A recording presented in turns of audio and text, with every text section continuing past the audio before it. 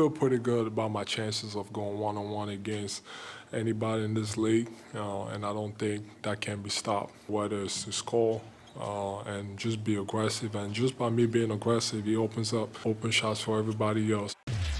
So Shaq, obviously he's been an MVP. He's been the runner-up twice. What you saw from him the other night, did that remind you of the Embiid we knew? The second half, yes. He did not take a three in the second half. He played well, and we've been giving him the blueprint, telling him what to do and how to be a dominant big man. He knows this because he does it sometimes. So a lot of times when you could, go play in the post and you step out and shoot threes, yes, people can, say you're lazy. I don't think he's lazy at all, but when he plays like this, when you take the high percentage shots, like he said, nobody can guard you one-on-one, and when Boston starts to panic, you can get other guys involved. A guy that you need to get involved tonight is VJ Edgecombe. He had 30 at one time in Boston. The last 3 games, he has not played well. So I want to see a dominant Joel Embiid by taking high percent shots only. If I'm his coach, if I'm his general manager, I'm telling him, next time you shoot a 3, I'm going to fine you $1,000. Get your big ass on the inside. Don't shoot no more threes. Ever. None? Ever. No. No, that's yeah. No. To me, this game has nothing to do with Joel Embiid tonight. It's about Maxey and VJ. I think that I don't know if he's going to have another game like that. I think they need to play. First of all, it'd be great if he did play like that, number one. But to assume he's going to have another game after all the stuff he's been through and a quick turnaround, I think it's up to Maxey and Edgecombe to go crazy like they did in Game 2 in Boston. With Paul George in there, too. With Paul George, all 3 of those guys. And whatever Embiid can give them, we'll take it. But I don't know if he from conditioning-wise and physically, he can go back and have a monster game. And that's no disrespect. I just think the kid just had surgery, and he was exhausted after the game. And it's a quick turnaround. So Paul George, Max, and VJ, I think those guys got to carry the Sixers tonight. And if we get anything from Joel, it's a bonus. That's my opinion. Well, firstly, lazy's never a word associated in my mind with Joel Embiid. Now, so I don't know where he feels that way, but that's not a word that comes together. Secondly, he is the closest thing to Jokic in the league. And one thing he does, he has an advantage in the box. He's a better post player than Jokic. He's not a better three-point shooter, but he is a better in-the-box post player. And now Jokic is the best, second best in the world at it, only because of Embiid. So when he takes his advantage, so I agree with you, Chuck, that those guys should go crazy. But the reason they can go crazy easier is when Joel Embiid is there. And I said this to the late, great Kobe Bryant once when he was here. I said, you didn't want to play with Shaq? He said, no, I want to play with Shaq. I said, but who's the best one-on-one player in the world? He said, me. And I said, well, you get to play one-on-one because Shaq's there. So you're the best one-on-one player in the world who got to play one-on-one.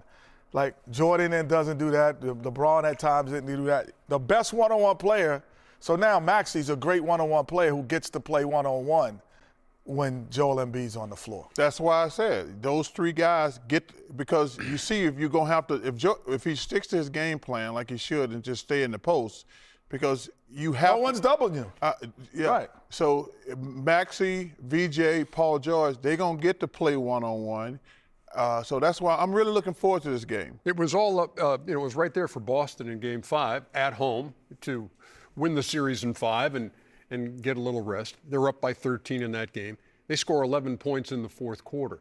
If he says it's not about Embiid tonight, who's it about for Boston tonight? Well, we all know Boston relies heavily on the three-point shot. You can ask them, sometimes they don't even think they play better, just say, we didn't make shots. So if they're shooting the ball well, the higher probability of them winning becomes higher. If they're not shooting the ball well, Philly has a chance. But if Embiid plays like that and they're shooting the ball well, I'm going to go with Philly because, like, Kenny said, when he's playing well, the other guys will get to, roam around, a little freer. But Boston will shoot the ball well tonight, and I think it's going to be a close game. Can I answer that question, Ernie? You may.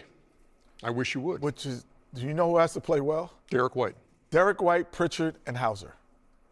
They're the difference because when you take that many threes and guys who typically, if they might have been on other teams. They got to play well or they got to hit shots? No, they got to hit shots because if they were on other teams, their shot attempts would be probably 1/3 less because they're not the number one. But on the Boston Celtics, they get 12 to 13 shots every single night, which is a great place to be. They have to make shots because we know Brown and Tatum will make shots. But those three guys, when they're making shots, that's what makes Boston who they are. Because it's not like they have a strategy. Like they don't have a plan B or C. They're like, we're gonna shoot threes. They get 42 of them up a night. And they want more. So it's not like you have to like when you look at them on tape, you're like, they're going to shoot threes. We just got to make them shoot threes. I think they could make their life a lot easier if they would take some twos every now and then.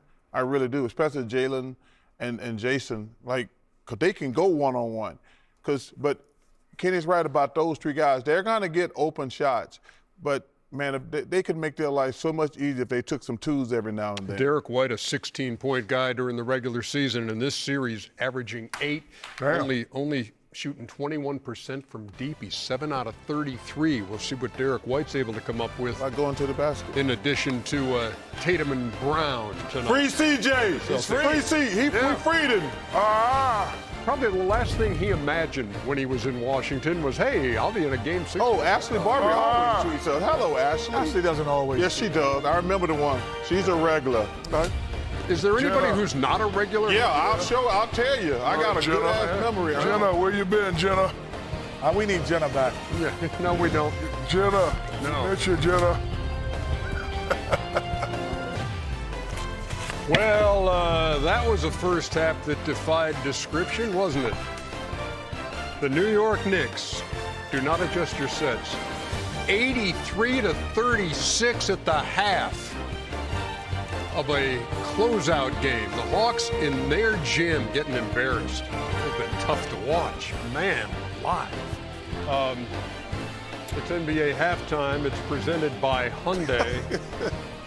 Shaq working some resuscitation listen, techniques. man. I don't think that's going to, white flag going up. Hey, America, Yep. I'm just going to be the voice of reason here. These dudes are being silly. Yeah. The Hawks can come back. Can I sing my song, Ernie? Go ahead. That's it. Hey, that's it. It's so hard to say goodbye to our. Jeez. Gonna miss you, Harry. All I can say is still to come tonight, the third quarter of this game, if necessary. You could say, hey, listen, on TNT, there's a good hockey game. It's 1-0. Epic Moment is brought to you by Hyundai. I feel bad for the guys doing the game. Why? Because they got to sit there and watch that. They're going to empty the saddlebags in the second half of this one. They got good. Okay, largest halftime lead in the history of the NBA in the postseason. This is game number 4,550. And a 47-point lead. Jeez. Atlanta did have the lead. In fact, they had a 9-0 run in the first quarter. Tell you what, Richard Jefferson going to have a button bow down for his navel in the fourth quarter. And then there was a 31-4 run to end the first quarter, extended to 39-4. It's this. Okay, for real, Shaq. For real, Shaq, what do you say about what we just witnessed? You know, when you talk about the Knicks, of course, you focus on Jalen Brunson and Cat. But OG Anunoby came to play today, 10 to 12, 4 6 from the 3. Listen, he knew what was at stake. He's like, hey, I'm going to just do my part. And look, they're not even really calling his plays. He's just playing smart basketball right here. He gets the ball, takes advantage of his opportunity. Right there, a little jab step. Oh, you're too small, just shoot over the top. He's playing focus. He's playing hungry. He's playing with that desperation. He's definitely playing with that energy. He got it going for the Knicks, and everything else is just contagious. Like, when you got a guy like that on your team and you see he's playing like that, it becomes contagious for everybody else. And serious question. The Hawks are done. Yeah. Serious question for Kenny and Shaq. No, they can't come back. No, they can't. Nobody would ask that question. Serious question. No, serious question. What do you do with your starters? If you're Knicks? Yeah, no, the hell, the Toronto Raptors. No, I'm saying Knicks or Hawks. But I'm saying if you're the Knicks, Let I'm them playing play them for 5 minutes. But no, 5 not minutes. even. Playing them for like 3 minutes. If my subs can't hold a 50-point lead, Yeah. Because like the one thing you don't want, I'm serious. That's the only thing I can say. Yeah. Like what you would not want Bronson or Cat or OG or somebody getting hurt. That was a real serious. I'm fine winning by 25. Yeah. And the other thing is, because we saw the little dust up there in the first half between Mitchell Robinson and Dyson Daniels. What you don't want is if things get chippy in this game, you do something stupid and get suspended for the first game of the next series. I thought Daniels, he should get MVP. He said, let me get the hell out of here. I'll be home by the third quarter, end of the third quarter. That was a smart move by Daniels. He's like, I'm not going to stay around for this ass kicking. Did catch, Oh, this ain't even a fight, Ernie. I know, I'm just saying he caught Mitchell Robinson with the elbow at the foul in Yeah, the but lane. Mitch, he didn't really actually wasn't Come on, man. activated. He just hugging, Ernie. Yeah, he wasn't inactivated. That's like you can see a move like that at yoga. Now it got Now out. Mitchell's getting stupid now, but you can't get suspended. There's all kind of folks falling on the floor over there too. Coaches and security folk, everybody's on the ground. Mitchell can't be stupid Jeez, because he could get suspended. But no, Shaq, that's when you should have told me to start the music, right? With everybody. No, but Ernie, you know, You ever this seen is, anything like this before? this is the classic light at the end of the tunnel, meaning for an NBA player, if you don't see a light, once you're in these closeout games and you don't see the light, your whole energy just drops. So when they got down 15, 17 points, their energy just dropped and they gave Yeah, up. remember what Lisa Salters told us, so much for the juice and the energy in the practice But session. but Ernie, listen, if you've seen these playoffs, you're down 15 points, you can come back. Yeah. Stop it. And there's when light you- at the end of the tunnel too for the Hawks. It's the train though. Yeah, it certainly is. It is 83-36 at the break. Not my Hawk. Not You're my watching Hawk. NBA halftime presented by Oh, yeah, Hyundai. you're right. Hey, Rashawn, Lake Lanier's a nice place. I was thinking the same thing. Hey, Lake Lanier, the Hawks are coming, Lake Lanier. No Cancun, Lake Lanier. Come on, man. I knew you was going to say that.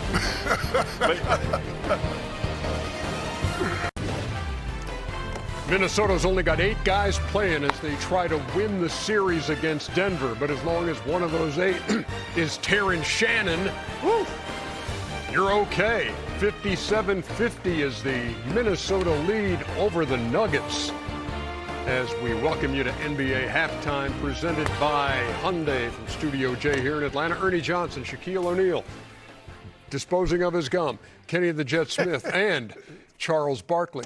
Somehow, shorthanded, they're getting this done. Not only with the starting backcourt out, but then Ayo Dosunmu also not going. But Ernie, you know, we always we talk. We're like, man, they're not playing with any energy and desperation.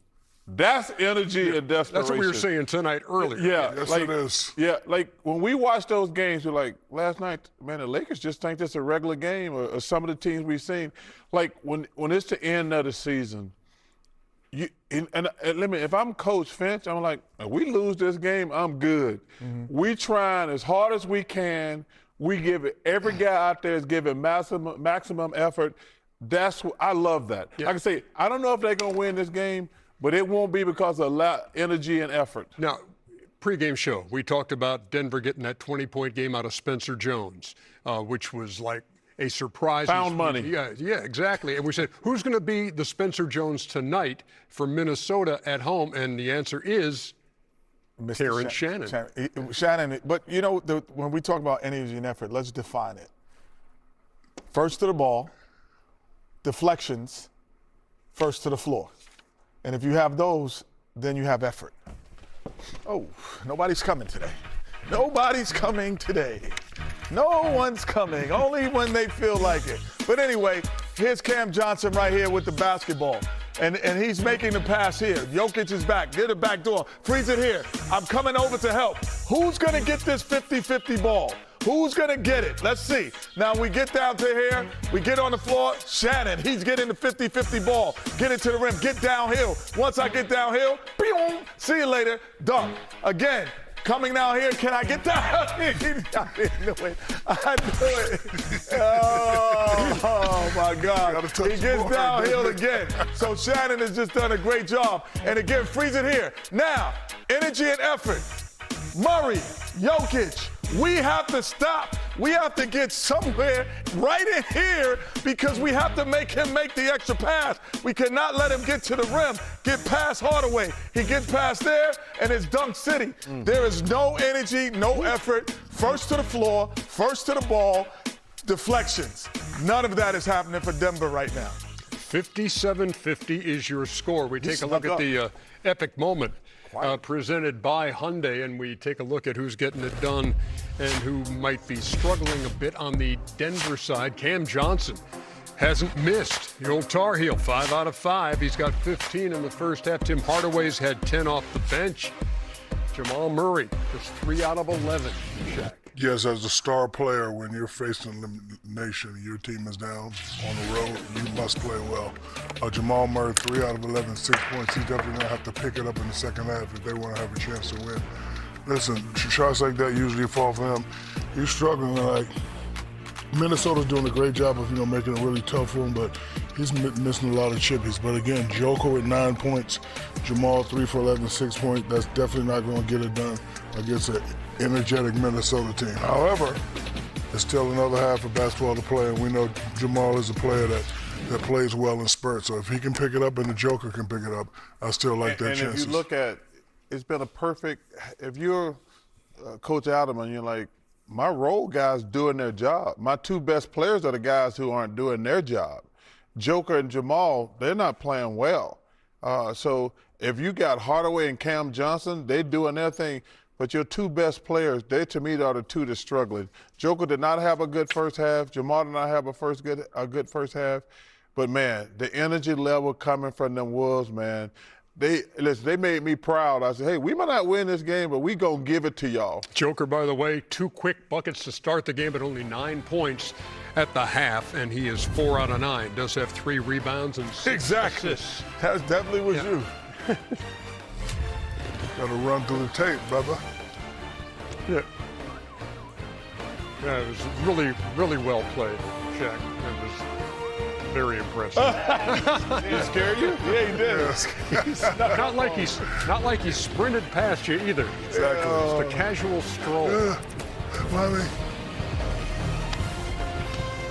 That was about as intense a playoff game as you will find. And credit to the Minnesota Timberwolves, shorthanded as they were, putting away the Denver Nuggets to advance to the Western Conference semifinals. Welcome to Inside the NBA. It's presented by McDonald's from Studio J in Atlanta. Ernie Johnson with Shaquille O'Neal, Kenny the Jet Smith, and Charles Barkley. We expect to be joined by Julius Randle before all is said and done on this show. Meantime, let's jump right into the highlights of Game 6 at Target Center, where Minnesota had 8 players. And they all played well. Yeah. You got the starting backcourt's not in there, and Ayo Dosunmu, who had the 43-point game.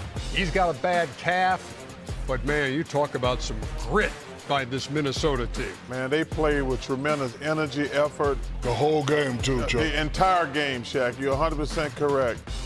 Nuggets in transition, Tim Hardaway with the finish. How about the night for Jaden McDaniels? Did Denver ever have a lead? Yes, they did. What, 2-2? Well, that wouldn't be a lead. So. Shut up. No, they had a 5-point lead at one point. Well, Christian Brown kicking it back out, and then Cam Johnson got that sweet J. Yeah, he played well tonight. Hey, this guy's left-handed, y'all. Oh. Darren Shannon. Hey, Shannon's left-handed, y'all. What is he, Chuck? Left-handed and fast and strong. Yeah, make him go. Feel free to make him go right one time. And making his first career playoff Cam Johnson shot that thing well. Oh, man. He held up his end of the bargain. Joker working on Rudy and creating that 4-point game. McDaniels always coming up with the clutch bucket. They're up 6 here, 86-80. Jamal, this is where we got the Joker and Jalen Clark. Joker didn't do anything wrong in this situation. tees for They lucky. Get him, Nas. tees for Clark and Nas Reed and Joker Not a foul. on the play. They stay right there. Pulled within one. Great pass. That was a 5-point game, and there's no hesitation. Shannon buries that one, much to the delight of Dante DiVincenzo. Going Hey, left. he's left-handed, y'all. Yes, he's going left. He's going left. Alex, A-Rod, congratulations. On floor. How about that? How about Congratulations. that win?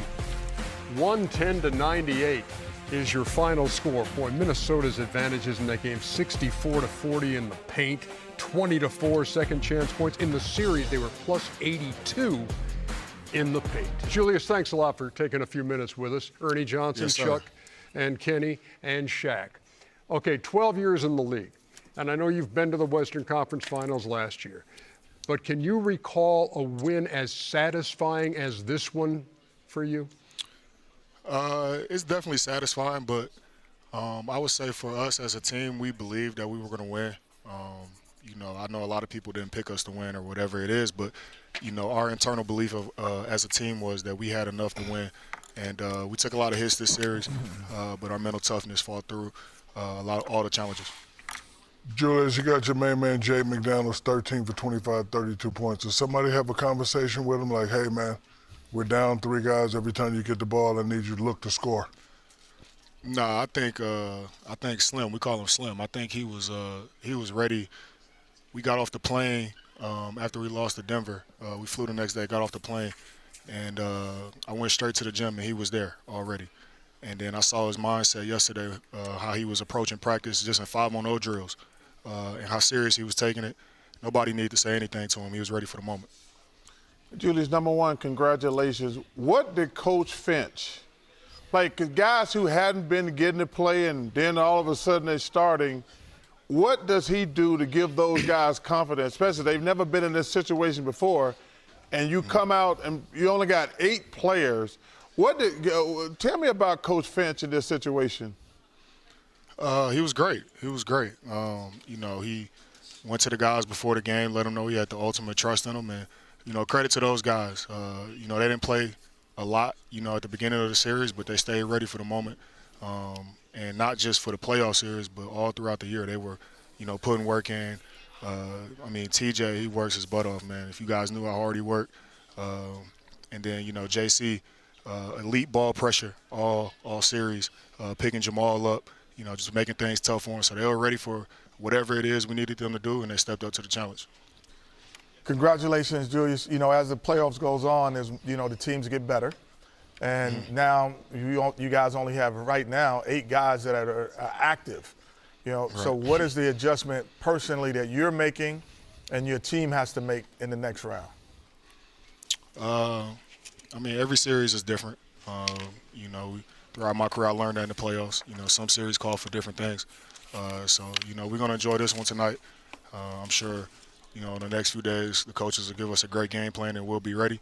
We got to get healthy somehow, with these next few days and, get our mind right. But whatever it is, we believe we got enough, and guys are ready to step up. Julius Randle, congratulations on winning this first-round series over the Denver Nuggets. Good luck against the San Antonio Spurs. I appreciate it, fellas. Thank you. This is, Congratulations. Denver. San Antonio. Denver, twice this year in the regular season, held under 100. 3 times in this series by that Minnesota defense. Yeah, the defense played very well, but, Joker, to me, didn't play great. And when you're a great player, especially in the playoffs, I think, Charles seems to disagree with me. I think in order to keep advancing, you have to play great. He played good, but good is not good enough. He didn't play great. And Jamal, Why didn't he play great? I'm not sure why he didn't play great. Does that have anything to do with Minnesota's defense? No, I don't think so. No, I don't think so. He just, listen, he had 28 points. So, he didn't play great. He played good, Ernie, but 28 points is not good enough. I would like to see 35, 36, 37. And then his partner didn't play well at all. Yeah, I would agree with Shaq. About what? About Joker didn't play. He just played good. Yeah, but he didn't dominate. Why? He ain't got nothing to say because he missed shots. Cut it out. He missed shots. I'll give you what I thought also. Okay. He missed shots and why he missed shots. I thought the perimeter defense won was extremely good by Rudy Gobert, and I thought it was also good by Randle, and they jammed them up. So a lot of times Joker gets the ball at the three-point line. He has space. He either shoots a three, he has that high release, and he gets you on the move. They jammed him up and said, you're just going to be a driver, and we're not going to give you those open threes. And Rudy Gobert did a great job of it. Everybody who switched on him, they just jammed him up. That wasn't hard to say, was it? Well, you just think. I'm not even messing with him. What? This is the best I've seen Rudy Gobert play defense. Number one, not just against Timely and every time. Yes, Timely. because it was timely. Like in the other series, the last couple of years, they were attacking him. Pick and rolls. Pick and roll. But this was the best. And listen, we all love the Joker, but we got to give Rudy his flowers. He was the reason the Joker only played good. He did not. He played solid. And he had a couple bad games. How about Jamal Murray? He just had an awful 4 for 17. Yeah, he didn't have a good in series this at game. all. But that's now those are perimeter defenders There you go. for Minnesota also. Oh, yeah, Jay McDaniels shut him down. Yeah, Jaden McDaniel, yeah, we know he was a great perimeter defender. He's been an all-defensive perimeter kind of guy in the last couple of years. But then you throw in Shannon, you throw in all of the guys who came in after them. There was no let-off. There was no there was no drop when the perimeter defense changed. They were just, and which is great, they made Denver look old today. They look like an older team. Like, you know what? We're not fast enough. We're not quick enough to stay in front of these young guys. Because they came out with that great energy for 48 minutes. You know, only got 8 guys. All 8 guys played well. Shannon, the young guy, 20 shots. He played excellent. The crowd was into the game. They did exactly what they wanted to do with Denver. But also, I think, number one, I want to give Rudy his flowers. But also, I think the injury to Aaron Gordon. Yeah, that's huge. I think he is huge. Only played in half the games in the series. Because he number one. And then Watson, they're the 2 best defenders, Watson and Gordon. Watson, yeah, so he didn't get to play at all this series. But what Rudy did, he kind of shut all the other guys, because that scoring you're talking about, one thing they've got to do in Denver going forward, they got to take some pressure off Joker. He has to make every play. He's playing point center. And then when he got against a guy who shut him down, they didn't score at all. And they got to find a way to fix that going forward. Oh, by the way, Rudy Gobert also 8 assists tonight. He's never had 8 Jeez. in a game. Because I couldn't get guys open, I couldn't make screen, I couldn't make shot. So, you know, they were just better in basically in every aspect of the game. Like, we put up the fight, but we didn't have it. The rebounding in particular tonight, what made that so difficult? I mean, just because, you know, Rudy's a big guy, and I mean, not just him. I think everybody, literally everybody had offensive rebound for them who played. So, you know, we just didn't do a good job with that. They had 19 offensive rebounds, and we returned the ball over a lot. So, you know, they were messing up with us. Nicole, you mentioned how you couldn't get guys open, you couldn't do this and that. How much blame do you feel for this season coming to an end tonight? A lot. You know, I needed to play better, and I must play better. Just you know, I think I was getting in the rhythm from the third game, a little bit better in the rhythm, but I needed to play much better. First 3 games, and then just to get everybody involved, just to get the guys open, be aggressive, score. So, I mean, to give them credit, they were better this series, definitely. There'll be a lot. I love that guy, man. Nikola Jokic via shortwave radio, apparently. I love that guy. You know, he said, I got to play better, I got to play better, I got to play better. He didn't throw anybody under the bus. We can sit here and say, he didn't say we didn't have Aaron Gordon. Even when they said we gotten killed on the boards, you take away his second best rebounder. He didn't say, hey, we got to get more rebounds. But he didn't throw Jamal under the bus. But, man, you just got to respect that guy. I love that kid. Minnesota at San Antonio now. in the next round. Initial gut reaction to that. I still And like- again, not knowing when Anthony Edwards might be back. Minnesota played with great energy tonight, but the system always plays with that energy. They have 3 dynamic guards, and they got the perfect big man in the back. I'm still going with San Antonio. Hopefully Anthony Edwards come back and get to play, but I still like San Antonio because the system, as young as they are, they still never panic and they still play with great poise, and they always play with great energy, so it won't be no lapses, versus the Spurs. San Antonio has home court, and that they have, however, lost their last 7 games in Minnesota. Yeah, the advantage that Minnesota had against Denver, that's not an advantage against the Spurs. That perimeter defense and perimeter size and athleticism is not an advantage against the Spurs. And Gobert, as good as Jokic is, he poses a different threat because he really plays. It's really like a 7'5" Kevin Durant. It's not really like a Jokic is going to use bulk and size and he's going to outmuscle you. No, he's going to dance by you. So it's a different feel for Rudy playing against Jokic, and this is great to see how if you'd been the defensive player of the year, you go from Jokic to Wembanyama. Yeah. And now you're going to really see what he is. Well, without Anthony Edwards, they got no chance. 0 without Anthony. It would be a difficult series with Anthony, but without Anthony, that's the first question before we can even try to analyze this series. And Victor's Joker is a little guy compared to Rudy. Rudy's a little guy compared to Victor. But and all that perimeter stuff won't matter to the Spurs because they got the 3 best guards. Kenny said this other night. They got the 3 best guards, combination trio in the NBA.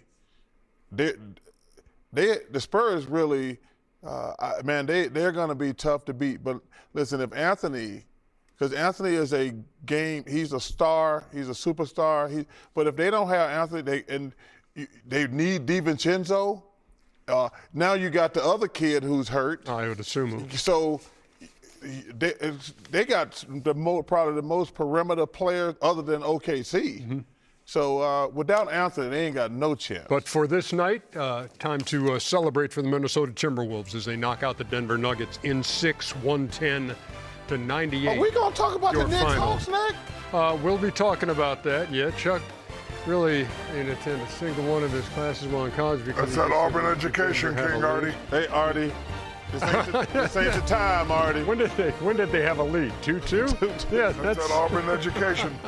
We had high hopes for a real barn burner in Atlanta tonight. Turn your head, folks. It's almost New like York. those 4 guys were. It's almost like those 4 guys were young enough to play and beat the Hawks.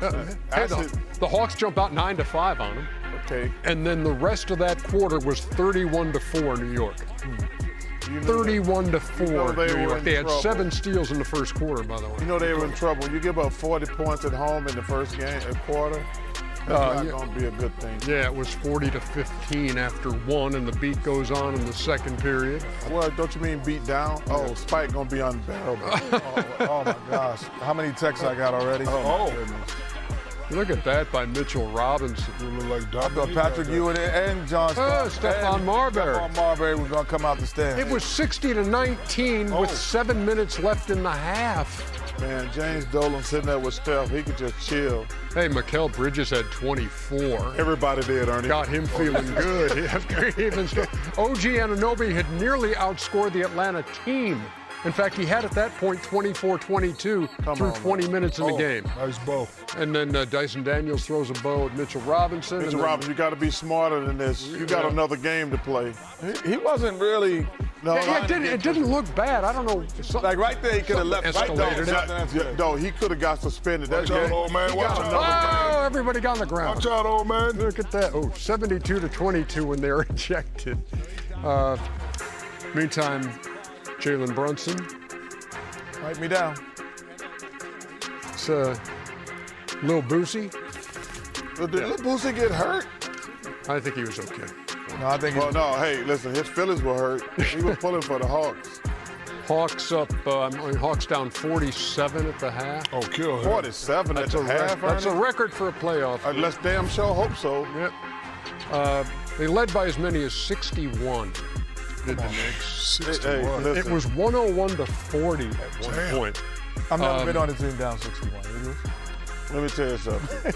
And as you see there, not everybody had 24. Like OG had 29, Brunson had 17.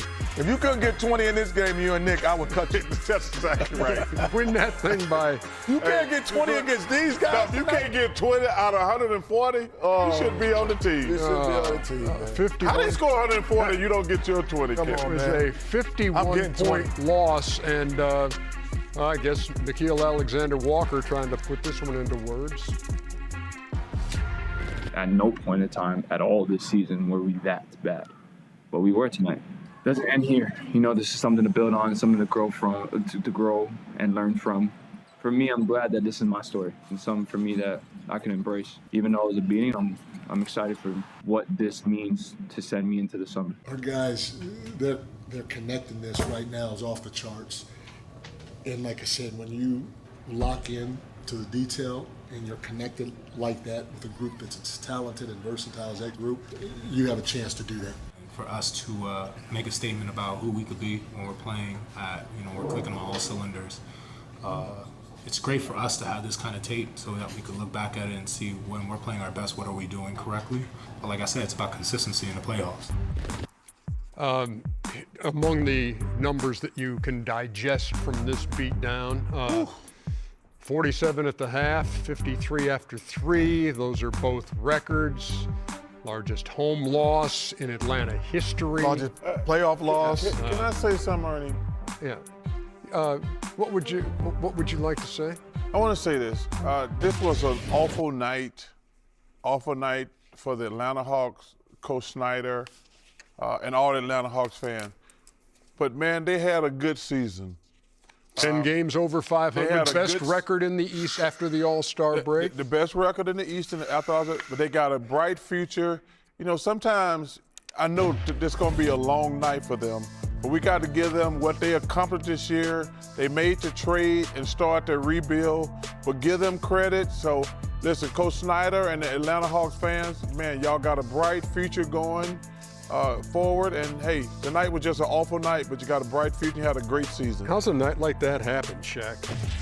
Man, there's really no excuse for it. Listen, the Knicks came in with the BTA mode, attitude, belt the ass. It's like, hey, we need to not mess around with these guys. Hawks couldn't get a shot. They didn't play with any intensity, didn't play with any energy. Fans were not into the game, and it's quite embarrassing. And I will disagree with Chuck. The future is now. We're going to want to keep saying, wait till next year, wait till next year, wait till next year. Us Atlanteans, we're tired of, losing the first and second round. We won our championship now. So Really? You had a good season, but it ain't good enough. Okay. They had a good season. They hadn't made the playoffs. I just think that there are steps to winning championships and steps to getting better. They take a step to get better. However, Not they losing by have 60. Not losing by 60. I mean, that's just one game. one game. That's the last game. It's the closeout game. Stop it. The last game. If you lose by 60, you lose by 1, you still lose the series. I think the one thing that they have two big things, they got better because two guys came also and played extremely well. C.J. McCollum and Jonathan Kuminga. Jonathan Kuminga is in the last year of his contract. Will they pick up his option, and will C.J. McCollum as a free agent? Those two guys were part of the reason why we're saying there's a future for them. Yeah.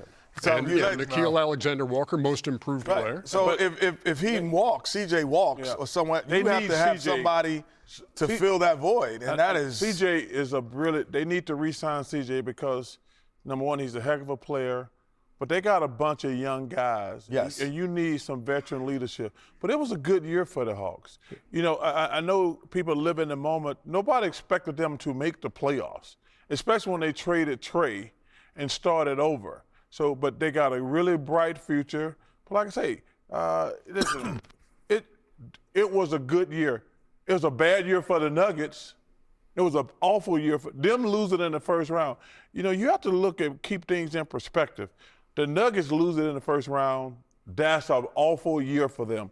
The Atlanta Hawks making the playoffs after all the stuff they've been doing, it was a good year. The New York Knicks advance. We don't know who they're going to play yet. It's going to be either Boston or Philadelphia, who are heading to a Game 7. And New York hitting its stride. Look, this team went to the Eastern Conference Finals a year ago. You don't like them against Well, I think the winner of that series? Well, because number one, how many of those games did Joel Embiid play in? And how many games of those did Jason Tatum play in? Those regular season, that's the thing I told you about the regular season stats. The Sixers are a totally different team with Joel Embiid. Yeah, they are. And the Celtics are a totally different team with Jason Tatum. So those regular season numbers mean absolutely nothing to me. Okay, but what you've seen of Philadelphia and Boston now, and what you've seen of New York now. Well, listen, we're going to show the highlights. I thought tonight, we said before the game, I said I didn't expect Joel to have another monster game. I thought it was going to come down to Tatum, Paul George, and VJ. And that's what it came down to, and they won.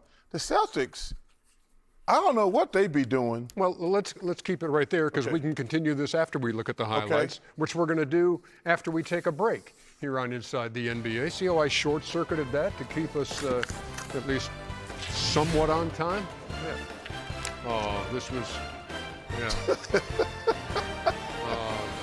it was an emotional. Ben Stiller, we love you. And we welcome you back. Let's go to Philadelphia. See if Boston can close out the Sixers. See if Joel Embiid has other ideas. Spoiler alert, they did. Tyrese Maxey. Oh, he went crazy tonight, only 30 points. Young fella had a great game. 11 out of 22 and 3 out of 5 from deep. Jason Tatum connecting from deep. Boston up 3 after one. Give me some. Oh, BJ Edgecombe. I told you it's going to be Edgecombe, Maxey, and Paul George. Those three guys are going to have to go crazy today. Paul George, a series high 23 for him. Big Paul. There you go. Tyrese Maxey, as Jack said, 30 for the second time in this series. 58-49 at the half. And then remember how Boston had an 11-point fourth quarter the other night? Yeah. They had 14 in the third tonight, outscored 24-14, and Philadelphia just putting this game away. Look at him. Edgecombe with the finish. PG. Paul. Come on, Paul George, flashback. Ooh-wee. 78-61 at that point. Maxey. I told you, man. I told you before this game, it's going to have to be those three guys, and they got it done. They're up 22 after 3. Boston got no closer than 12 the rest of the way. Embiid, 18 points on 7 of 17 shooting, and Edgecombe with the finishing touch. 106-93 as your final. This thing is tied up at 3-3. We head to Game 7, number 156 in NBA history. Here's Tyrese Maxey and what the Sixers have been able to do. Yeah, I think I sat right here after Game 3 and said I believe in whoever we play. We've been through a lot of adversity this year. This is a tough group, man. We don't quit, we don't give up. It's nice to win a couple in a row, and it's nice to play the way we did tonight, but it really does not matter. Each game's its own game. This is just one game, that's one story, and you're going to go back and it's just not going to flip a switch and happen again. I mean, we're going to have to really dig in and focus and prepare. And, now we to the final game where, it's win or go home. And a lot of us have been in this situation before, Game 7, so it should be a fun one. Does it come down to just who's going to want it more and execution? Yeah, I mean, I think exactly. I mean, you said it best. I couldn't say it any better, so. It's good line. Actually, Celtics did lead by 5 in this game, but trailed by 23. So it's a Game 7. Boston is 27-10 all time. Philadelphia is 6-12 all time. For each, the most recent Game 7 was against each other back in 2023, and it was all Boston, 112-88. Jason Tatum that day went for 51. And now they'll meet again in Boston in a Game 7. Make them dance. With a shot at the Eastern Conference semis. That's how you close out a Game 7. 50. Riding on it. Shaq, they've already beaten Boston on their floor twice in this series. What are you looking for in Game 7? I'm looking to see who's going to take it. You know, New York did a great job of coming in on the road saying, you know what, tonight is our night. I'm looking forward to Edgecombe, Paul George, Joel Embiid. I want to see if they have that killer mentality to say, okay, we know we can beat this team. We know what we have to do.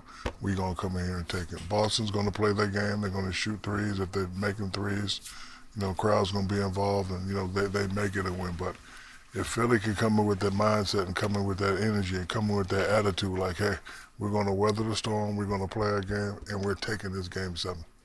3 times this series, Philadelphia has held Boston under 100.